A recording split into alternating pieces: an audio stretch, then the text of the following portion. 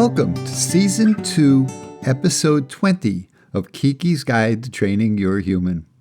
My name is Ken Van Camp. In each episode, Keke presents a dog's perspective on life and growing up in the human world. In this episode, Keke explains how to get away with bad behaviors on vacations. Just don't push it too far. I hope you enjoy our presentation as we start with Lesson 77, Part 2 of Keke's Vacation Up North.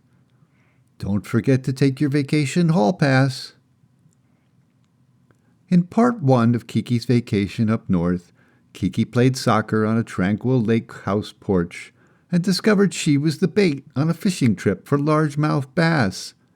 Here we continue our vacation story. I love vacations. The adventure of discovering new places and meeting new people, dogs, and wildlife.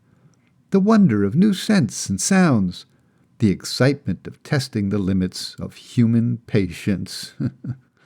Yes, pups, your summertime getaway is aptly named.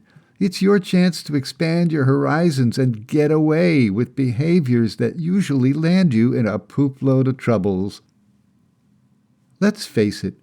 Humans want their vacations to be relaxing and stress-free, so they're more inclined to excuse transgressions, explain away unwanted behaviors, and anthropomorphize their pets in new and original ways. Does Keke want company in the back seat? No problem. I'll sit next to her. Did Teddy poop on Dee Dee's Persian rug and Uncle Jasper tracked it all the way up the stairs? Gee, that rug bears a striking resemblance to a pee-pee pad. He probably just got confused. You say Flash ate Dad's hamburger from the McDonald's bag? Oh, we forgot to bring his usual kibble, and he was probably so hungry. And Fozzie woke up baby Julie from her afternoon nap by barking at Aunt Millie's wig? Oh, he's just trying to protect her. And that hairpiece bears a strong resemblance to the giant arachnids in Harry Potter and the Chamber of Secrets. Stretching the limits. Getting away with bad behavior on vacation is like getting a hall pass, but you need to know how far you can push it. Too far can land you in the principal's office.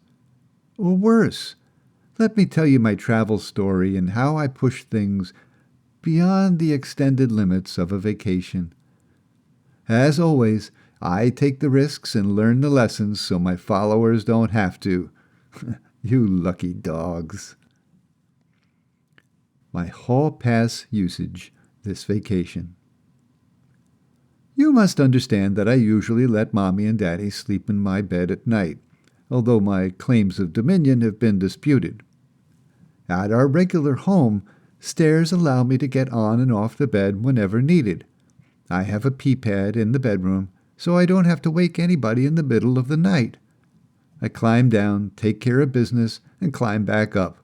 No muss, no fuss, everyone is happy.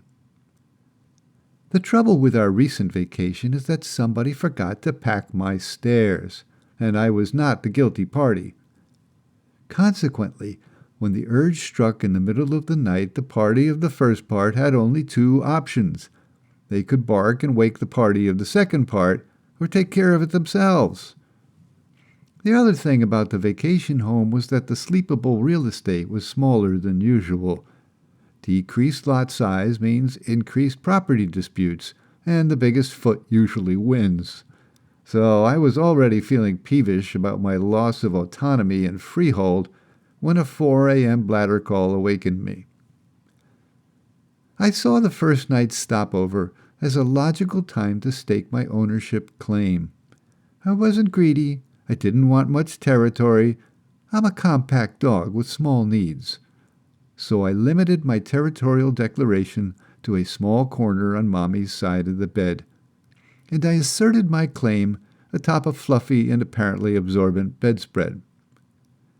Either I overestimated bed cover absorbency or underestimated bladder capacity. All I know is that Mommy discovered my claim in short order. Now let me warn you, there are better times than 4 a.m. for a calm evaluation of competing claims. The after effects of adult beverages have worn off. The coffee is still at least 3 hours away from brewing, and the judge is not feeling particularly lenient. So I played my hall pass card, adding some affectionate pleas of sorrow. Friends, let me tell you, the hall plea was a success. Mommy covered the sheets with absorbent towels, we all went back to sleep, and level heads prevailed over the extra laundry in the morning. All parties agreed the arrangements were strange, new, and deserving of amended status. The following night, primal urges once again led to squirting splurges, but unfortunately with a different outcome.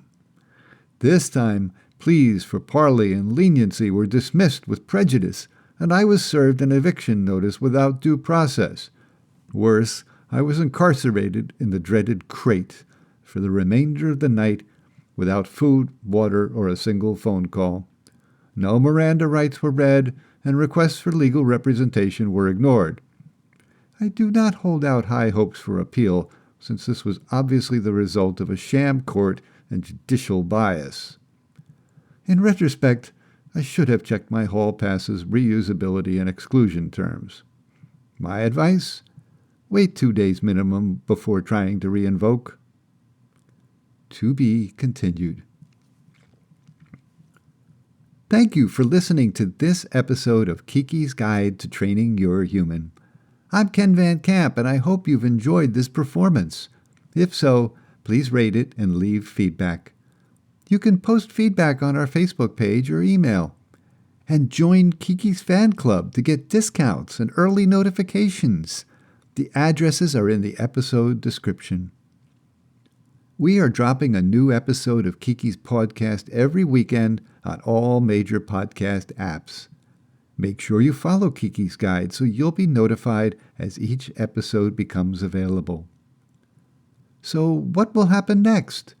What will Keke find next on her vacation stops? What will she discover about the dangers of vacationing? Be sure to join us for the next episode of Keke's Guide to Training Your Human and find out. Because dogs are people too, you know?